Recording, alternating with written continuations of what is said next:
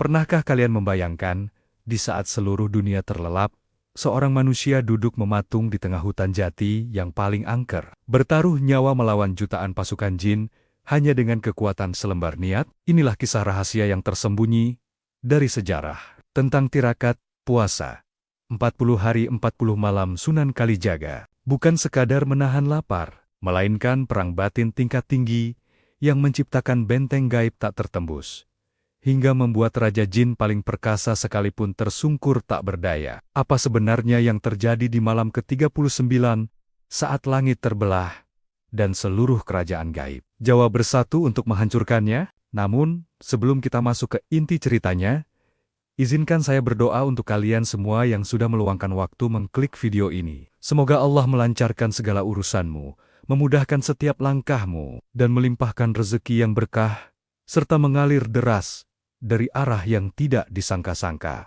Jika kalian mengamini doa ini, silakan tulis amin di kolom komentar sebagai saksi niat baik kita hari ini. Dan bagi kalian yang ingin terus mendapatkan asupan kisah penuh hikmah dan rahasia spiritual seperti ini, mari dukung channel ini agar terus berkembang dengan cara klik tombol subscribe sekarang juga, karena subscribe itu gratis, dan setiap dukungan kalian adalah bahan bakar bagi kami untuk terus berbagi kebaikan. Mari kita mulai. Inilah kisah rahasia puasa 40 hari Sunan Kalijaga. Di sebuah zaman di mana batas antara alam manusia dan alam lelembut hanya setipis kulit ari, hiduplah seorang lelaki yang jiwanya telah ditempa oleh badai pertobatan. Raden Mas Said, yang kini lebih dikenal sebagai Sunan Kalijaga, berdiri di tepian hutan jati yang sangat pekat. Angin malam itu tidak sekadar dingin. Ia membawa aroma kemenyan dan amis darah yang ditiupkan dari pusat kerajaan jin di pedalaman Jawa. Kabar buruk telah sampai ke telinga sang wali,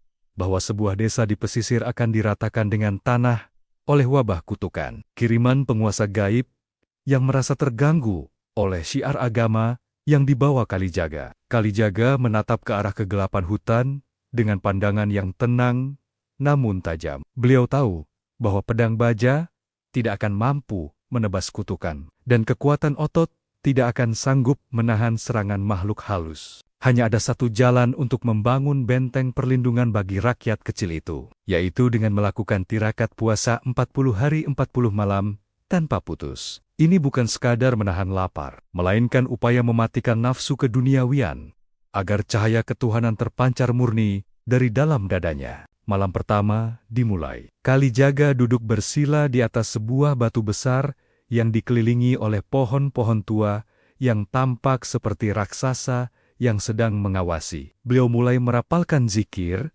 perlahan namun pasti. Setiap helai napas yang keluar dari hidungnya seolah-olah berubah menjadi benang cahaya perak yang mulai melingkari tubuhnya. Itulah awal mula terbentuknya benteng gaib yang sangat dahsyat. Di dalam batinnya, Kalijaga memohon kekuatan agar tubuhnya menjadi perantara perlindungan bagi mereka yang lemah. Namun, alam gaib tidak tinggal diam. Kedatangan seorang manusia yang melakukan meditasi tingkat tinggi di wilayah mereka dianggap sebagai tantangan perang. Dari balik pepohonan yang rimbun, pasang mata berwarna merah menyala mulai bermunculan satu persatu. Suara tawa yang melengking dan geraman binatang buas yang tidak kasat mata mulai memecah kesunyian malam. Hutan jati yang tadinya tenang, tiba-tiba menjadi sangat riuh oleh suara-suara yang menyiksa telinga. Seekor jin tingkat rendah, dengan bentuk tubuh yang compang-camping dan kulit yang melepuh, mencoba mendekat. Ia berniat mencakar wajah sang wali yang sedang terpejam. Namun, saat tangannya yang berkuku panjang itu hanya berjarak beberapa senti dari tubuh Kalijaga, sebuah ledakan energi murni terpental keluar. Jin itu menjerit kesakitan. Tubuhnya terbakar seolah-olah menyentuh besi panas yang membara.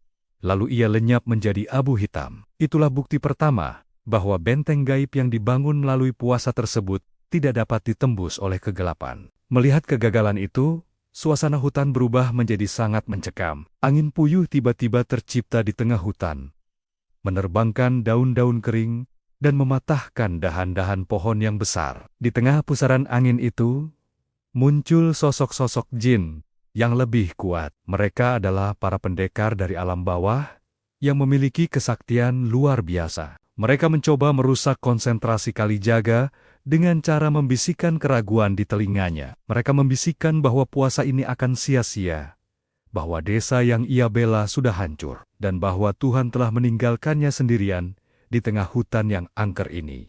Kalijaga tetap bergeming. Bibirnya tidak berhenti bergetar menyebut asma, kebesaran pencipta. Baginya, suara-suara itu hanyalah debu yang lewat. Beliau mengunci seluruh panca inderanya. Beliau tidak lagi mendengar dengan telinga lahir, melainkan dengan telinga batin. Beliau tidak lagi melihat dengan mata kepala, melainkan dengan mata hati. Konsistensi ini membuat benteng cahaya di sekelilingnya semakin mengental, berubah dari warna perak menjadi keemasan yang sangat menyilaukan bagi makhluk-makhluk kegelapan tersebut. Hingga pada tengah malam yang paling sunyi, langit di atas hutan itu tiba-tiba terbelah oleh kilat yang menyambar tanpa suara guntur. Gumpalan awan hitam pekat turun menyentuh pucuk-pucuk pohon jati. Dari dalam gumpalan awan itu, muncul sesosok panglima jin raksasa yang tingginya melampaui pohon tertua di sana. Wajahnya menyeramkan dengan taring yang keluar dari mulutnya, dan di tangannya ia memegang sebuah gada yang terbuat dari tulang belulang makhluk purba. Inilah sang penguasa wilayah tersebut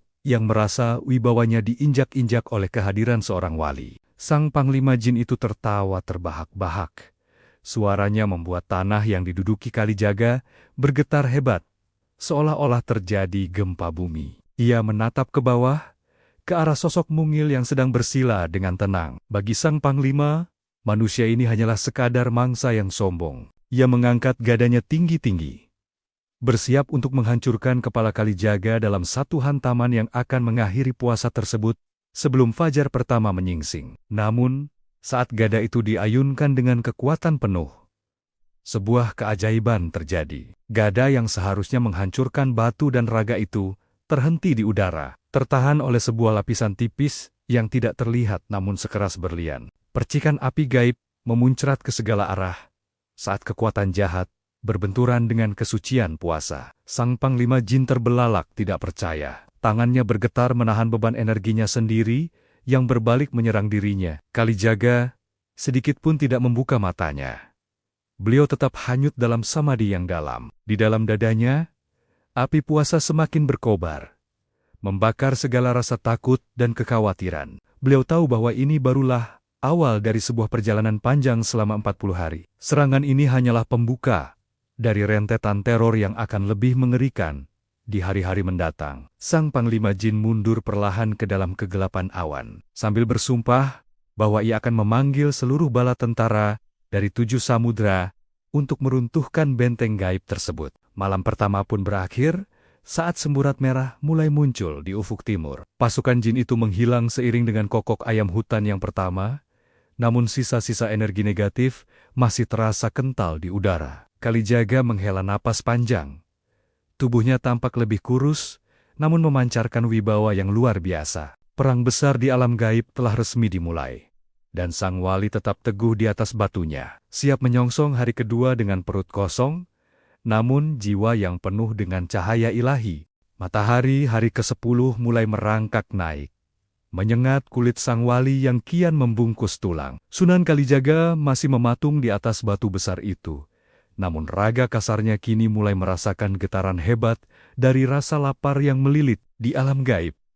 Kegagalan serangan fisik pada malam pertama membuat para penguasa kegelapan mengubah siasat. Mereka menyadari bahwa tembok cahaya yang membentenginya tidak akan runtuh oleh hantaman gada, melainkan harus dikikis dari dalam hati sang manusia itu sendiri. Hutan jati yang tadinya angker tiba-tiba berubah wujud menjadi pemandangan yang sangat asri, seolah-olah surga telah turun ke bumi untuk menggoda iman sang pengelana jiwa. Udara yang tadinya amis darah kini berganti menjadi harum semerbak bunga melati dan sedap malam yang memabukkan. Kalijaga tetap memejamkan mata, namun indera penciumannya dipaksa untuk menghirup aroma masakan yang sangat lezat. Di hadapannya, secara gaib muncul sebuah meja panjang yang terbuat dari kayu cendana, penuh dengan hidangan raja-raja. Ada nasi tumpeng yang mengepulkan uap hangat, daging kijang bakar yang berminyak, serta buah-buahan segar yang seolah-olah memanggil-manggil untuk dicicipi. Suara gemericik air kendi yang dituangkan ke dalam gelas emas terdengar sangat nyata di telinga sang wali, memancing rasa haus yang sudah membakar kerongkongannya selama 10 hari terakhir. Panglima Jin yang kini menyamar menjadi seorang lelaki tua, berpakaian putih bersih, mendekat dengan langkah yang sangat halus. Ia membawa sebuah nampan berisi air zam-zam yang sangat dingin. Lelaki tua itu berbisik dengan suara yang sangat lembut dan penuh kasih sayang, mengatakan bahwa Tuhan telah ridho atas puasanya dan memperbolehkan Kalijaga untuk berbuka lebih awal karena tubuhnya sudah terlalu lemah. Bisikan itu bukan datang dari luar, melainkan bergema di dalam rongga kepala Kalijaga, mencoba menyatu dengan pikiran bawah sadarnya. Ini adalah serangan halus yang jauh lebih mematikan daripada ribuan panah api, karena ia menyerang titik terlemah manusia, yaitu rasa butuh akan bertahan hidup. Namun, Kalijaga bukanlah manusia biasa yang mudah terpedaya oleh rupa. Di balik kelopak matanya yang terpejam, beliau melihat bahwa semua hidangan mewah itu sebenarnya hanyalah bangkai tikus, ulat-ulat busuk, dan nanah yang dibungkus oleh sihir ilusi. Beliau tersenyum tipis di dalam batin. Bibirnya tetap terkunci rapat, tidak membiarkan setetes pun air ludah, tertelan dengan niat memuaskan nafsu. Benteng gaib di sekelilingnya bergetar hebat, mengeluarkan bunyi mendengung seperti jutaan lebah yang marah. Setiap kali sihir ilusi itu mencoba menyentuh kulitnya. Melihat godaan perut tidak mempan, para jin beralih ke godaan yang lebih berat, yaitu harta dan kekuasaan. Tiba-tiba tanah di sekitar batu tempat duduk Kalijaga merekah. Dari dalam tanah itu keluar ribuan keping koin emas, permata sebesar telur ayam, dan intan berlian yang berkilauan terkena sinar matahari. Hutan jati itu seolah-olah berubah menjadi gudang harta karun yang tidak ada habisnya. Sang Panglima Jin berbisik lagi, kali ini dengan nada yang berwibawa, menawarkan bahwa jika Kalijaga menghentikan puasanya sekarang, seluruh harta itu bisa digunakan untuk membangun pesantren yang megah dan menyejahterakan seluruh rakyat Jawa dalam sekejap mata. Ini adalah ujian logika dan niat. Jin itu mencoba menghasut Kalijaga bahwa melakukan kemaksiatan kecil seperti membatalkan puasa bisa dibenarkan demi tujuan mulia yang lebih besar. Kalijaga merasakan jantungnya berdegup lebih kencang. Ia teringat akan kemiskinan rakyat yang sering ia temui di jalanan. Namun, hikmah ketuhanan di dalam dirinya segera menyala. Beliau tahu bahwa membangun kebaikan dengan cara yang salah adalah sebuah kesesatan yang nyata. Harta itu hanyalah tanah liat yang disihir, dan kekuasaan itu hanyalah debu yang tertiup angin. Dramatisasi keadaan memuncak saat bayangan istri dan anak-anaknya muncul di tengah-tengah tumpukan emas itu. Mereka tampak menangis, kelaparan, dan memohon agar Kalijaga pulang. Sang istri bersimpuh di kaki batu itu, menyentuh ujung jubahnya sambil terisak, mengatakan bahwa mereka sudah tidak punya apa-apa lagi untuk dimakan. Ini adalah serangan emosional yang luar biasa dahsyat. Kalijaga merasakan perih yang luar biasa di dadanya. Air mata mulai mengalir dari sudut matanya yang terpejam. Bukan karena ingin menyerah, melainkan karena rasa haru melihat betapa kejamnya iblis memainkan perasaan manusia. Benteng gaib yang tadinya keemasan mulai meredup, berubah menjadi warna kelabu. Pertanda keraguan mulai menyusup. Para pasukan jin yang bersembunyi di balik bayangan pohon mulai bersorak kegirangan. Mereka bersiap untuk menerjang masuk saat benteng itu benar-benar padam. Sang Panglima Jin mengangkat tangannya, memberi aba-aba pada ribuan anak buahnya untuk bersiap melakukan pembantaian. Begitu konsentrasi sang wali pecah sepenuhnya, keheningan hutan itu menjadi sangat mencekam. Hanya suara isak tangis palsu sang istri yang terus membelah kesunyian. Pada saat yang kritis itu, Kalijaga melakukan sebuah tindakan batin yang tak terduga. Beliau melepaskan seluruh keterikatannya terhadap dunia, termasuk terhadap anak dan istrinya. Beliau menyerahkan hidup dan matinya secara total kepada Sang Pencipta. Dalam puncak kepasrahan itu, sebuah cahaya putih yang sangat murni meledak dari pusat jantungnya. Cahaya itu menyapu bersih seluruh pemandangan palsu di depannya. Hidangan mewah berubah kembali menjadi tanah, emas permata menjadi tumpukan daun kering, dan sosok anak istrinya lenyap menjadi asap hitam yang berbau busuk. Benteng gaib itu kembali menyala. Kali ini jauh lebih besar dan kuat, hingga mencakup radius 20 meter dari tempatnya duduk. Getaran energinya membuat pohon-pohon jati di sekitarnya merunduk seolah-olah memberi hormat. Pasukan jin yang sudah bersiap menyerang, justru terpental mundur dengan tubuh yang koyak terkena radiasi kesucian tersebut. Sang Panglima Jin meraung marah, karena tipu dayanya gagal total. Ia menyadari bahwa manusia yang ada di hadapannya ini sudah tidak lagi bisa digoda dengan hal-hal duniawi yang kasar maupun halus. Hari ke-20 ditutup dengan pemandangan sang wali yang semakin bercahaya meski tubuhnya kian mengering. Beliau telah melewati ujian perut dan harta, namun beliau sadar bahwa perjalanan masih separuh jalan. Di kegelapan malam yang akan datang, para jin tidak akan lagi menggunakan rayuan, melainkan akan membangkitkan dendam dan amarah dari masa lalu yang kelam. Pertarungan sesungguhnya baru saja dimulai, di mana Kalijaga harus berhadapan dengan sisi gelap dirinya sendiri yang terkubur dalam-dalam. Memasuki hari ke-21, suasana di tengah hutan jati tidak lagi menawarkan keindahan semu atau aroma makanan yang membangkitkan selera. Langit di atas kepala Sunan Kalijaga berubah menjadi sehitam jelaga.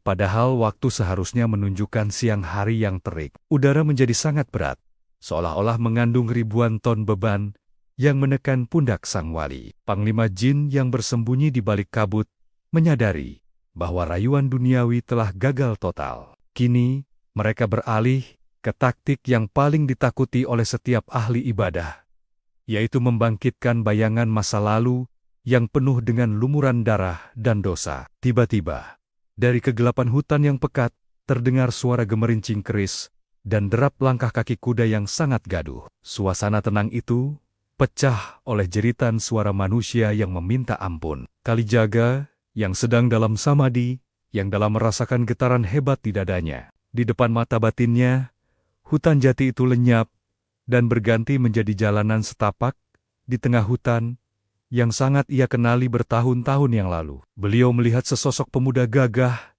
dengan tatapan mata yang beringas, mengenakan pakaian serba hitam dengan ikat kepala yang khas. Pemuda itu adalah dirinya sendiri di masa lalu, sang perampok budiman yang dikenal dengan nama Lokajaya. Sosok Lokajaya itu berdiri hanya beberapa langkah di hadapan Kalijaga yang sedang bersila. Lokajaya palsu itu memegang sebilah keris yang masih meneteskan darah segar. Di kakinya tergeletak bayangan orang-orang tua dan rakyat jelata yang dulu pernah ia rampas hartanya. Meskipun niatnya saat itu adalah untuk membantu rakyat miskin yang lain, suara-suara dari masa lalu itu mulai menghujam telinga Kalijaga. Mereka bertanya dengan nada yang sangat penuh kebencian.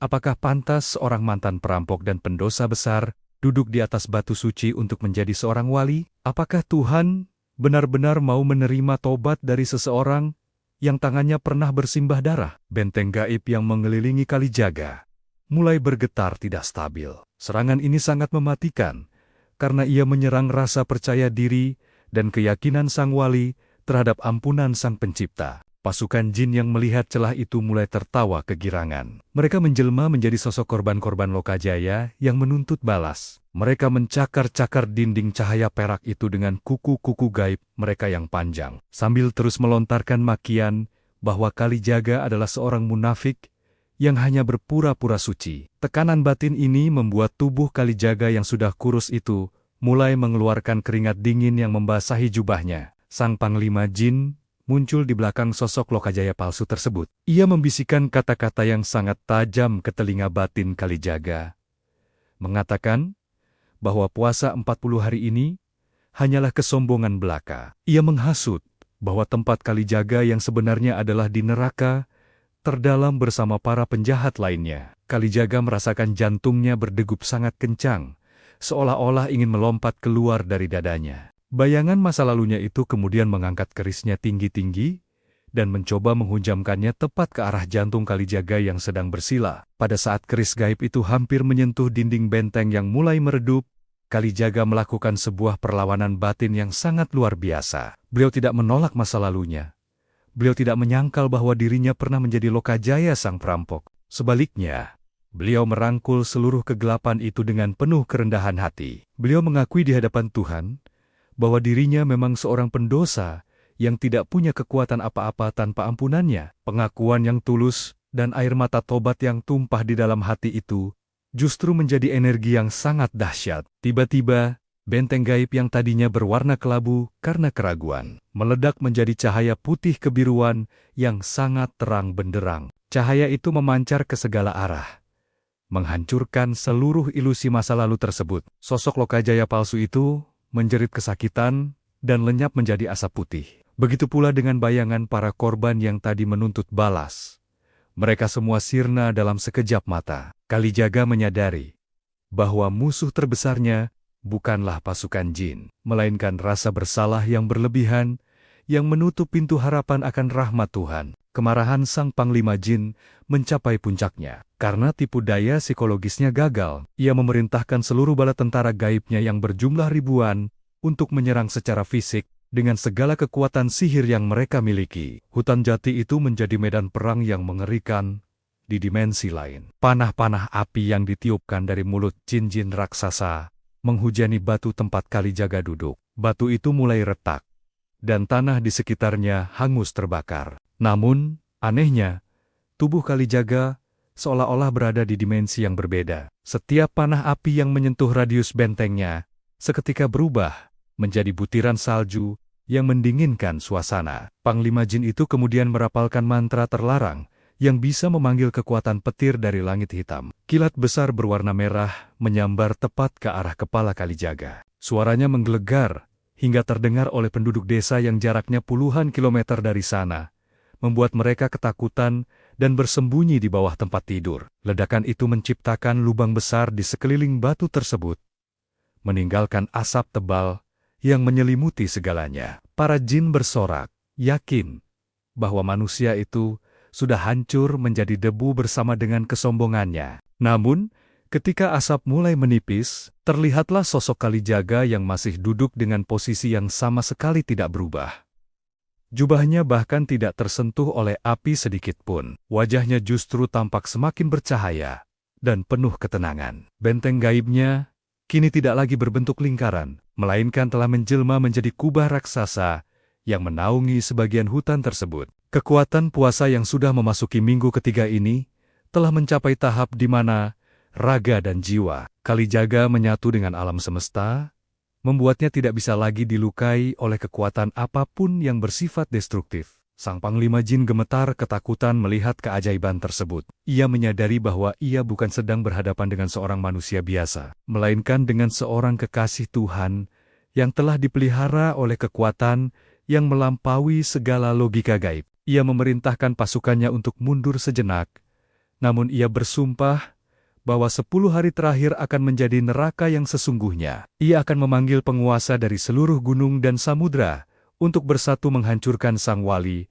dalam sebuah serangan yang belum pernah dilihat oleh mata manusia maupun jin sebelumnya. Malam ke-30 ditutup dengan kesunyian yang mencekam. Kalijaga tetap teguh, meskipun tubuhnya kini sudah sangat ringkih. Beliau tahu bahwa 10 hari terakhir adalah puncak dari segala ujian, di mana batas antara hidup dan mati akan menjadi sangat tipis. Di kejauhan, di balik bayangan gunung-gunung yang menjulang, kekuatan kegelapan yang lebih besar mulai bergerak menuju hutan jati itu, membawa ancaman yang bisa mengguncang seluruh tanah Jawa. Hari ke-31 dimulai dengan keheningan yang mencekik leher. Hutan jati itu tidak lagi mengeluarkan suara serangga atau desiran angin.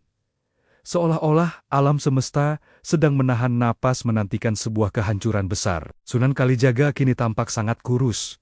Tulang pipinya menonjol dan kulitnya sepucat rembulan. Namun dari pori-pori tubuhnya memancar cahaya keemasan yang semakin pekat. Benteng gaib yang melindunginya bukan lagi sekadar lapisan tipis, melainkan telah menjadi pilar cahaya yang menembus hingga ke awan hitam di langit. Inilah yang membuat seluruh penguasa kegelapan di tanah Jawa merasa terancam. Karena kesucian puasa sang wali mulai membersihkan aura negatif yang selama ini mereka kuasai. Panglima jin yang telah gagal berkali-kali akhirnya melakukan tindakan nekat. Ia meniup sebuah sangkakala yang terbuat dari tanduk kerbau siluman, memanggil seluruh sekutu gelapnya dari ujung samudra selatan hingga puncak Gunung Merapi. Dari kegelapan hutan yang paling dalam, muncul ribuan sosok jin yang mengerikan dengan bentuk yang tidak masuk akal. Ada yang berkepala naga dengan tubuh manusia yang bersisik api. Ada yang berwujud raksasa, bermata satu, dengan gada yang terbuat dari batu meteor. Dan ada pula ribuan jin kerdil yang membawa jarum-jarum beracun, hasil kutukan ribuan tahun. Tanah di sekitar batu tempat Kalijaga duduk mulai retak dan mengeluarkan asap belerang yang sangat menyengat. Serangan gelombang pertama dimulai bukan dengan senjata, melainkan dengan suara. Ribuan jin itu berteriak serentak, menciptakan gelombang ultrasonik yang mampu menghancurkan gendang telinga manusia biasa dalam sekejap. Suara itu mengandung frekuensi kebencian yang sangat murni, mencoba menggetarkan jiwa Kalijaga agar pecah berkeping-keping. Pepohonan jati di sekitar mereka tumbang satu persatu, hancur menjadi serpihan kayu karena tidak kuat menahan hantaman suara tersebut. Namun, Kalijaga tetap bergeming. Beliau mengaktifkan perlindungan batin yang disebut sebagai tuli dalam zikir. Baginya, teriakan ribuan jin itu hanyalah seperti suara rintik hujan yang menenangkan hati. Melihat serangan suara tidak mempan, sang panglima jin memerintahkan pasukan raksasanya untuk maju. Mereka berlari menghantam benteng gaib itu dengan seluruh berat tubuh mereka. Setiap kali tubuh raksasa itu membentur dinding cahaya, terjadi ledakan energi yang menyilaukan mata. Bumi berguncang hebat hingga menciptakan celah-celah dalam di tanah. Kalijaga yang sedang bersila sempat terangkat beberapa senti dari permukaan batu karena dahsyatnya getaran tersebut. Namun posisinya tetap tegak lurus, tidak goyah sedikitpun. Beliau seolah-olah telah menjadi satu dengan inti bumi, tak tergoyahkan oleh badai apapun. Puncak drama terjadi ketika para jin itu mulai menggunakan sihir penghenti waktu. Mereka mencoba mengunci aliran darah di tubuh Kalijaga agar jantungnya berhenti berdetak. Ini adalah serangan tingkat tinggi yang hanya bisa dilakukan oleh ribuan jin yang bersatu. Kalijaga merasakan dadanya sesak, napasnya tersengal, dan wajahnya mulai membiru karena kekurangan oksigen. Benteng cahaya itu meredup sesaat, berkedip-kedip seperti lampu yang akan padam. Para pasukan jin bersorak-sorai.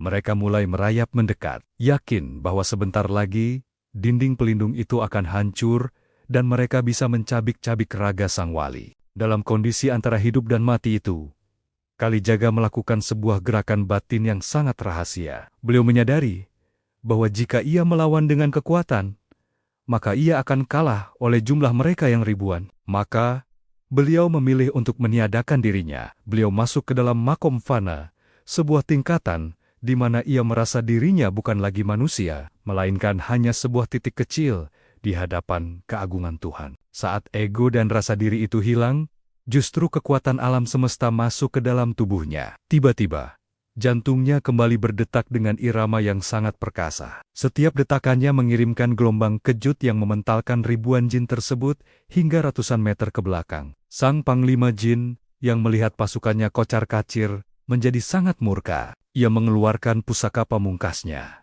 sebuah keris gaib yang dibasuh dengan air kawah sandra di muka. Ia terbang ke angkasa, lalu meluncur turun seperti meteor hitam yang menyala, mengarahkan ujung kerisnya tepat ke ubun-ubun Kalijaga. Serangan ini membawa seluruh dendam kerajaan gaib Jawa. Saat ujung keris itu menyentuh benteng gaib, terjadi ledakan yang luar biasa dahsyat hingga menciptakan kawah besar di lokasi tersebut. Hutan jati itu tertutup oleh debu dan api selama beberapa saat, membuat pandangan menjadi benar-benar buta. Ketika debu mulai mengendap, terlihatlah pemandangan yang sangat ajaib. Keris pusaka sang panglima jin itu patah menjadi dua bagian saat menyentuh kulit kepala Kalijaga, yang bahkan tidak lecet sedikit pun. Sang panglima jin jatuh tersungkur di atas tanah.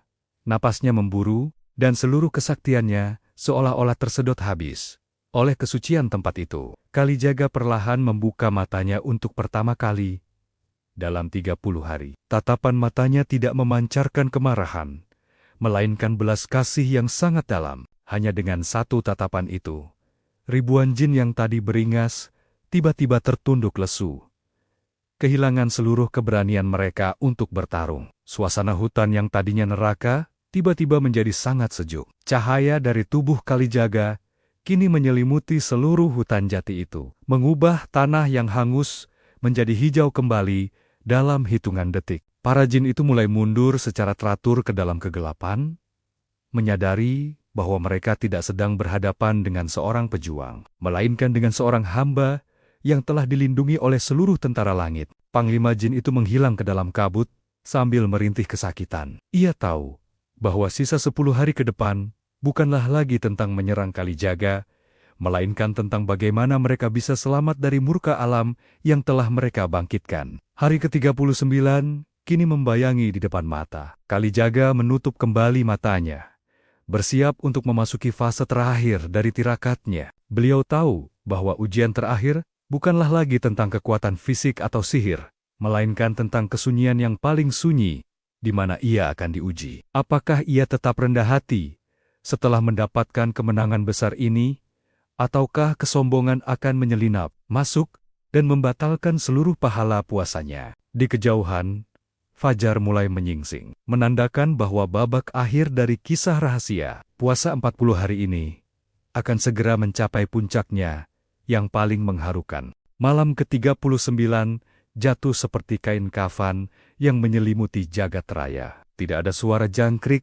tidak ada desau angin, bahkan detak jantung alam seolah berhenti berdenyut. Sunan Kalijaga kini berada di titik nadir secara fisik. Tubuhnya hanya tinggal kulit yang membalut tulang, namun batinnya bersinar melebihi cahaya purnama. Di sekelilingnya, radius 100 meter telah berubah menjadi zona suci, di mana hukum alam tidak lagi berlaku. Kerikil-kerikil di tanah terangkat perlahan, melayang di udara karena besarnya tekanan energi spiritual yang terkumpul dari puasa yang hampir sempurna itu. Inilah malam ketukan 1000 pintu, sebuah fase di mana seluruh dimensi gaib terbuka dan penghuninya bersiap memberikan gangguan terakhir yang paling licin. Tiba-tiba, kesunyian itu pecah bukan oleh serangan, melainkan oleh suara tangisan jutaan manusia yang terdengar sangat memilukan. Suara itu datang dari segala penjuru, merambat melalui tanah dan merasuk ke dalam pori-pori kulit Kalijaga. Itu adalah suara rakyat yang menderita,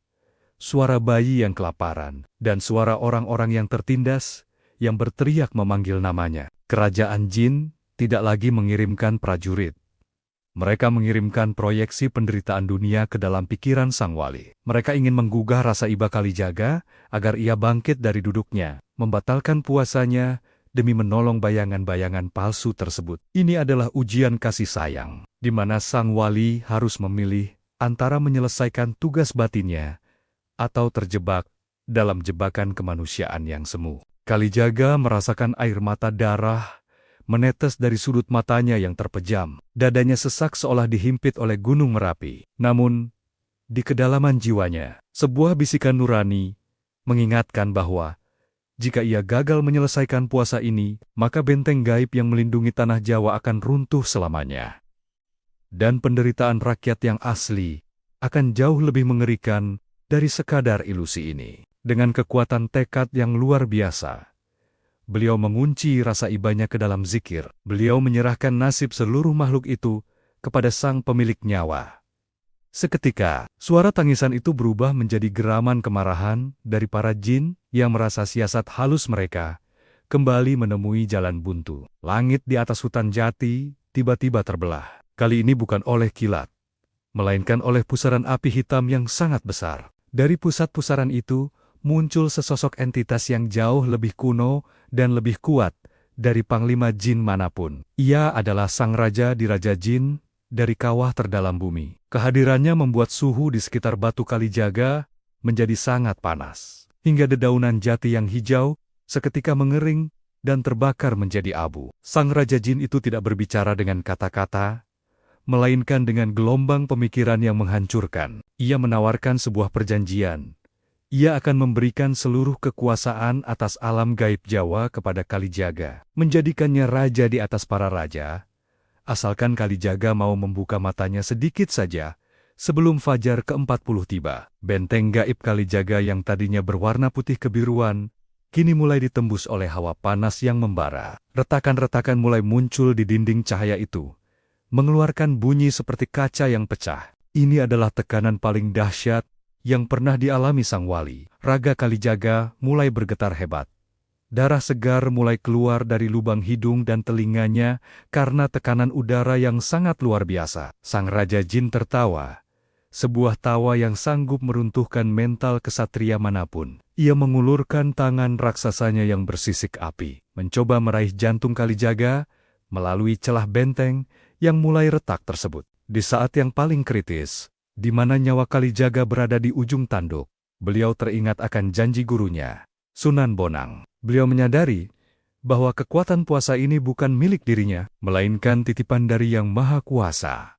Dalam kepasrahan total, Kalijaga tidak lagi mempertahankan bentengnya, beliau justru membuka seluruh pertahanannya dan membiarkan dirinya kosong. Inilah rahasia ilmu tertinggi, bahwa sesuatu yang kosong tidak akan bisa dihancurkan. Saat benteng itu sengaja diruntuhkan oleh Kalijaga sendiri, sang Raja Jin justru terperosok ke dalam kekosongan yang tak berdasar. Energi api hitamnya tersedot ke dalam pusaran zikir yang tanpa batas, membuat makhluk raksasa itu meraung kesakitan karena kekuatannya justru berbalik menghisap dirinya sendiri. Seluruh hutan jati itu tiba-tiba bergetar oleh sebuah dentuman gaib yang tidak terdengar oleh telinga, namun terasa hingga ke relung sukma. Cahaya putih yang sangat menyilaukan meledak dari tubuh Kalijaga, menyapu seluruh hawa panas dan api hitam dalam sekejap mata. Sang Raja Jin terpental kembali ke dalam pusaran awan hitam. Tubuhnya koyak oleh gelombang kesucian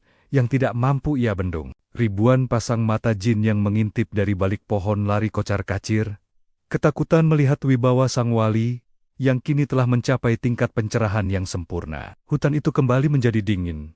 Namun kali ini kedinginannya membawa kedamaian yang luar biasa. Menjelang fajar, sebuah fenomena ajaib terjadi. Burung-burung hutan yang seharusnya tidur mulai berkumpul di dahan-dahan pohon jati di sekitar Kalijaga. Mereka berkicau dengan irama yang sangat indah, seolah-olah sedang melantunkan pujian. Rusa-rusa hutan datang mendekat dan bersimpuh di sekitar batu tempat beliau duduk, memberikan penghormatan kepada manusia yang telah berhasil menaklukkan nafsu dan setan dalam dirinya. Alam semesta sedang bersuka cita karena seorang hamba telah berhasil memenangkan perang terbesar, yaitu perang melawan diri sendiri. Kalijaga tetap mematung, namun auranya kini telah berubah menjadi ungu keemasan. Beliau sudah berada di ambang hari ke-40. Tinggal beberapa jam lagi sebelum matahari terbit, dan seluruh tirakat ini berakhir secara sempurna. Namun, beliau tahu bahwa di detik-detik terakhir, kesombongan seringkali muncul sebagai ujian penutup. Beliau tetap waspada,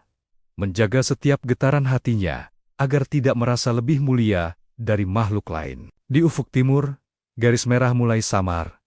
Samar terlihat, menandakan bahwa kemenangan akhir bagi penduduk desa dan kemenangan spiritual bagi sang wali sudah di depan mata. Pertarungan fisik dan gaib mungkin telah berakhir. Namun, apa yang akan terjadi ketika Sunan Kalijaga pertama kali membuka matanya di hari ke-40? Kekuatan apa yang akan ia bawa kembali ke dunia manusia setelah berhasil menembus benteng gaib yang tak terpatahkan itu? Malam terakhir itu ditutup dengan sebuah keajaiban, di mana seluruh pohon jati di hutan itu merunduk serentak ke arah timur, seolah-olah menyambut lahirnya seorang kesatria cahaya yang baru. Garis fajar hari ke-40 menyelinap di sela-sela pepohonan jati, membawa cahaya yang tidak hanya terang oleh surya, tetapi juga bercahaya oleh restu langit. Sunan Kalijaga masih duduk terpaku di atas batunya, namun raga itu kini tidak lagi tampak rapuh. Meskipun kulitnya kering dan perutnya kosong, wibawa yang terpancar dari wajahnya sanggup membuat siapapun yang melihatnya akan tertunduk gemetar. Seluruh hutan jati itu kini bermandikan cahaya ungu keemasan yang sangat teduh. Benteng gaib yang dibangun selama 40 hari itu kini telah mencapai bentuk sempurnanya. Bukan lagi sekadar dinding pelindung, melainkan sebuah kubah raksasa yang menyucikan setiap jengkal tanah yang disentuhnya. Di hadapannya, sisa-sisa pasukan jin yang masih bertahan kini bersimpuh di atas tanah. Tidak ada lagi taring yang menyeringai, tidak ada lagi mata merah yang penuh kebencian. Sang panglima jin yang sebelumnya begitu sombong dengan gada petirnya, kini berlutut dengan tubuh yang gemetar hebat. Ia tidak sanggup menatap langsung ke arah wajah Kalijaga yang memancarkan ketenangan tak terhingga. Kesucian yang terkumpul dari 40 hari puasa itu telah meluluhkan seluruh energi hitam yang mereka miliki. Alam gaib di wilayah itu kini telah tunduk sepenuhnya, bukan karena dipaksa oleh pedang, melainkan karena takluk oleh kekuatan budi pekerti dan keteguhan iman yang tiada tanding. Perlahan, untuk pertama kalinya setelah 40 hari dan 40 malam, Sunan Kalijaga menggerakkan kelopak matanya. Saat mata itu terbuka, seolah-olah ada gelombang energi murni yang menyapu seluruh hutan jati tersebut. Angin berhembus sangat lembut, membawa aroma harum yang menenangkan jiwa. Beliau menatap sang Panglima Jin dengan tatapan yang penuh dengan belas kasih, bukan kemarahan. Tidak ada dendam di hati sang wali atas segala teror dan serangan yang hampir merenggut nyawanya. Kalijaga kemudian berucap dengan suara yang sangat rendah, namun menggetarkan sukma, mengatakan bahwa kemenangan sejati bukan saat kita berhasil menghancurkan musuh, melainkan saat kita berhasil mengajak musuh untuk tunduk kepada kebenaran. Sang Panglima Jin menangis tersedu-sedu. Air mata hitamnya jatuh ke tanah, dan seketika berubah menjadi uap putih yang bersih. Ia memohon ampun dan bersumpah bahwa ia beserta seluruh pasukannya tidak akan pernah lagi mengganggu rakyat jelata atau mengirimkan wabah ke desa-desa manusia. Mereka berjanji akan menjadi penjaga hutan dan alam, serta tidak akan menampakkan wujud yang menyeramkan bagi orang-orang yang berniat baik. Kalijaga mengangguk pelan, memberikan isyarat bahwa tobat mereka diterima. Dengan satu lambaian tangan lembut dari sang wali, seluruh makhluk gaib itu menghilang, kembali ke dimensi mereka dengan hati yang telah tercerahkan oleh cahaya tauhid. Kini, tugas terakhir Kalijaga adalah menyempurnakan benteng gaib yang ia bangun untuk melindungi desa di pesisir. Beliau bangkit dari duduknya dengan gerakan yang sangat ringan, seolah-olah berat tubuhnya telah hilang. Beliau berjalan menuju tepi hutan, dan setiap langkah kaki telanjangnya menyentuh tanah. Rumput dan bunga-bunga hutan tumbuh seketika. Di kejauhan, penduduk desa yang selama ini menderita karena wabah mulai merasakan perubahan ajaib. Orang-orang yang tadinya terbaring sekarat, tiba-tiba bisa bangun dan berjalan kembali. Hawa panas yang menyesakkan dada akibat kutukan jin sirna berganti dengan udara sejuk yang membawa kesehatan. Kalijaga berhenti di sebuah bukit yang menghadap langsung ke arah desa tersebut. Beliau mengangkat kedua tangannya ke langit, merapalkan doa pemungkas sebagai penutup tirakatnya. Dari tubuhnya keluar ribuan butiran cahaya seperti bintang jatuh yang meluncur menuju desa. Butiran-butiran itu meresap ke dalam rumah-rumah warga, ke dalam sumur-sumur air, dan ke dalam tubuh setiap penduduk. Itulah segel perlindungan abadi yang ia bangun melalui puasa 40 harinya. Sebuah benteng yang tidak kasat mata, namun akan menjaga desa itu dari segala bentuk serangan